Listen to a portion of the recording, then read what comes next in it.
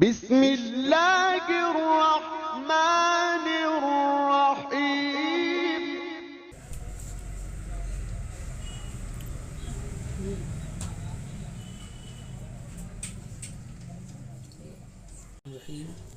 عزیز طلبہ، اس سے پہلے ہم نے جماعت ششم تاریخ کا سبق نمبر 9 پڑھا تھا. اس کی ویڈیو بھی بنائی تھی، اس کو سمجھنے کی بھی کوشش کی تھی. سبق نمبر 9 جنوبی بھارت کی قدیم حکومتیں، جس میں ہم نے چیر پانڈیا اور چول راج گھرانہ، ساتوائن راج گھرانہ، واکٹک راج گھرانہ، چالوکیہ راج گھرانہ، پلو راج گھرانہ، راشٹرکوٹ راج گھرانہ سے متعلق بہت اہم معلومات حاصل کی تھی. ہم نے جنوبی بھارت کی قدیم حکومتوں سے متعلق ان کی حمل و نقل کے ذرائع، ان کی حکومت کہاں سے کہاں تک تھی، ان کے رہنے سہنے کے طور طریقے، ان کی زبان اور تجارت وغیرہ سے متعلق جانکاری حاصل کی تھی. پھر اس کے آگے ہم نے ان کے دور کے سکے، منادر، غار وغیرہ سے متعلق تفصیلی معلومات حاصل کی تھی. اب ہم اگلا سبق تاریخ جماعت ششم سبق نمبر 10 پڑھیں گے، جس کا عنوان ہے قدیم بھارت تہذیبی یعنی وہاں کی تہذیب، رہن سہن، زبان، عوامی زندگی، سائنس وغیرہ کیا تھے، وہاں کے فنون کیا تھے، ان سب سے متعلق معلومات حاصل کریں گے. قدیم بھارت تہذیبی میں ہم زبان و ادب، عوامی زندگی، سائنس، تعلیم کے مراکز، فن تعمیر اور فنون لطیفہ، زبان و ادب سے متعلق بات کریں گے. زبان و ادب. قدیم بھارت میں ادب کی تخلیق کی جامع روایت تھی، یعنی ادب یہاں پر بہت مضبوط تھا. سنسکرت، اردماغدی، پالی اور تمل زبانوں میں ادب کی تخلیق ہوئی. اس میں مذہبی ادب، قواعد کی کتابیں، رزمیہ نظمیں، ڈرامے، قصے اور کہانیوں پر مبنی ادب جیسی تحریریں شامل ہیں. سنگم ادب بھی اسی کی ایک مثال ہے. سنگم یعنی عالم و فاضل ادیبوں کا اجلاس. اس اجلاس میں اکٹھا ہونے والے ادب کو سنگم ادب کہا جاتا ہے.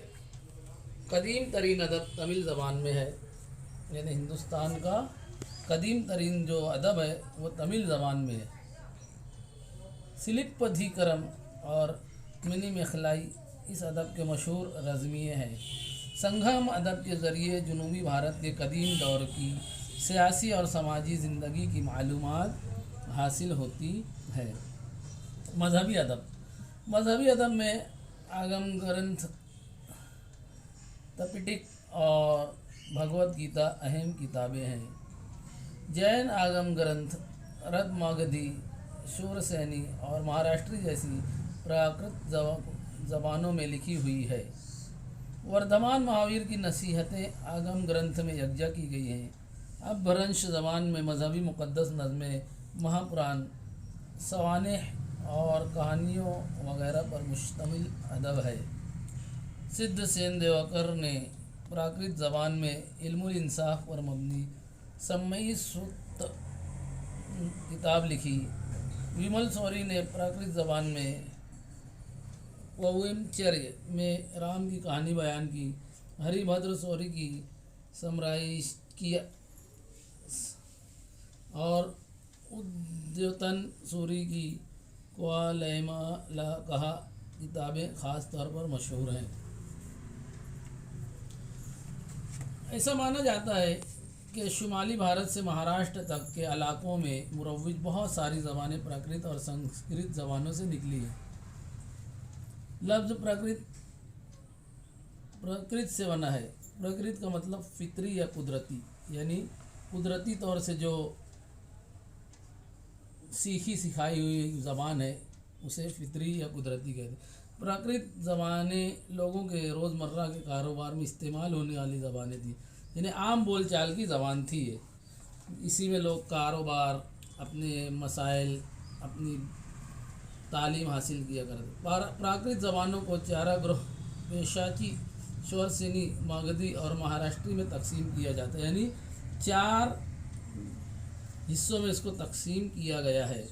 महाराष्ट्री से मराठी ज़बान निकली।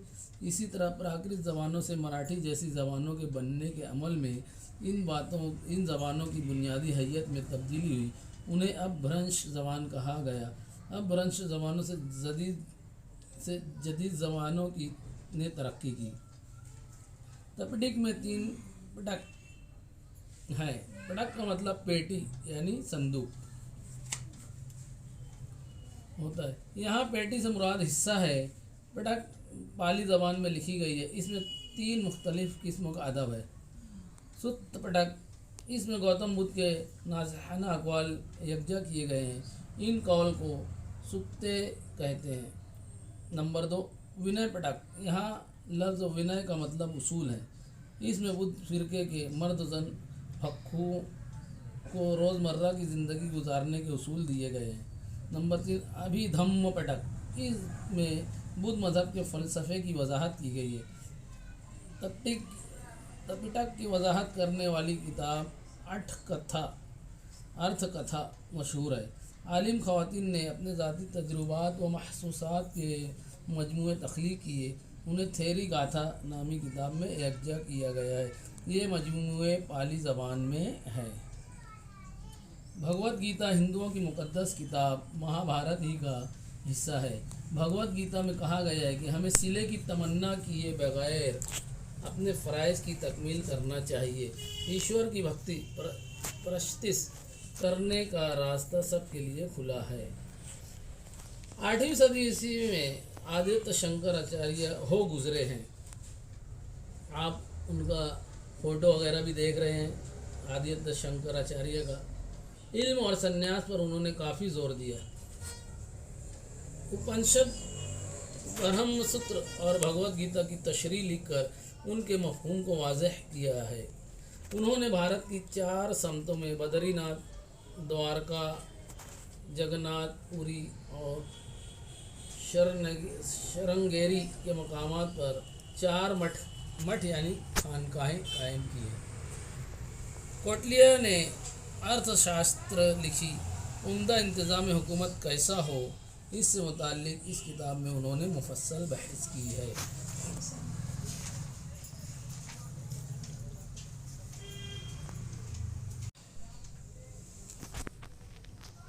कवायद नामा।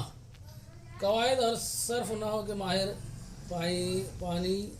पाणिनी की तहरीर करता है अष्टाध्यायी संस्कृत कवायद की मोतबर किताब तस्लीम की जाती है। पतंजलि ने महाभाष्य नामी किताब लिखी। इस किताब में पाणिनि की किताब अष्टाध्यायी के ज़ाब्तों की वजाहत की गई है। अर्थशास्त्र ये किताब कोटला ने लिखी। इस किताब के राजा के फ़राइज़, वज़ीरों के इंतखाब के उसूल, हिफाजत का इंतज़ाम, किलों की किस्में, फ़ौज की तश्कील, जासूसी की मनसूबाबंदी, ख़जाने और दफातर का इंतज़ाम, अदल व इंसाफ का तरीक़ा, चोरी की तहक़ीक़, सदाओं की किस्में वगैरह उमूर हुकूमत से मुताल्लिक़ बारीक बीनी से बहस की गई है। आड़श और अभिजात रज़मिये। रामायण और महाभारत के 2 कदीम आरश रज़मिये हैं। ऋषियों की तख्लीक़ात को आरुष कहते हैं और रज़मिया रामायण को ऋषि वाल्मीकि ने तख्लीक़ किया। रामायण में जो कहानी बयान की गई इसके हीरो श्री राम है। रज़मिया महाभारत को ऋषि व्यास ने तख्लीक़ किया। कौरव और पांडव के माबैन जंग के जंग महाभारत का मौजू है। इस रज़्मिया में श्री कृष्ण के किरदार का बयान है। महाभारत में मुख्तलिफ इंसानी जज्बात व एहसासात और उनके असरात और नताइज की वसी मंजर कशी देखने को मिलती है। ज़बान, अदब और फ़नून लतीफ़ा की रवायत में कोई ज़माना ऐसा भी होता है कि अगले ज़माने में भी इसकी शान व शौकत पर कोई असर नहीं पड़ता।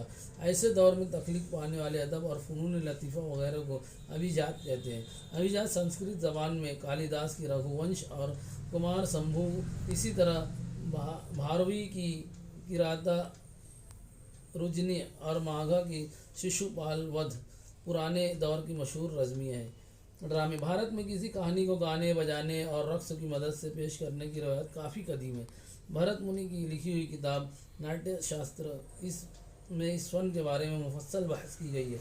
इन फ़नून को मुकालमों से मरबूत करके की जाने वाली पेशकश को ड्रामा कहते हैं। पुराने संस्कृत ड्रामों में ड्रामा नवेश भास का स्वप्न, वासुदत्त, कालिदास का अभगिया, नशाकुंतल जैसे कई ड्रामे मशहूर हैं। कहानी अदब, अफसानवी अदब भारत में कदीम ज़माने में तफरीह के ज़रिए तालीम देने के लिए कहानी के अदब का इस्तेमाल किया जाता था। पेशाची ज़बान में गुनाढ्या की किताब बृहत कथा मशहूर है। पंडित कृष्ण शर्मा की किताब पंचतंत्र कहानी के अदब का उम्दा नमूना है। कई ज़बानों में इस किताब का तर्जुमा किया गया है। बुद्ध जातक कथाएँ भी मशहूर हैं। अज़ीज़ तलबा, इसको हम बार बार पढ़ेंगे, समझने की कोशिश करेंगे। ये कदीम भारत की तहज़ीबी उस दौर में वहाँ की ज़बान, अवामी ज़िंदगी, साइंस, तालीम के मराकिज़, फ़न और तामीर और फ़नून लतीफ़ा वगैरह से मुताल्लिक़ इस सबक में जानकारी दी गई है। हम इसे बग़ौर पढ़ेंगे और इसके अहम नुकात नोट करेंगे। इसके सवाल जवाब पर भी ध्यान देंगे। उसके सवाल जवाब खुद से लिखने की, खाली जगह लिखने की कोशिश करेंगे। इंशाअल्लाह अगली वीडियो में हम मुलाकात करेंगे।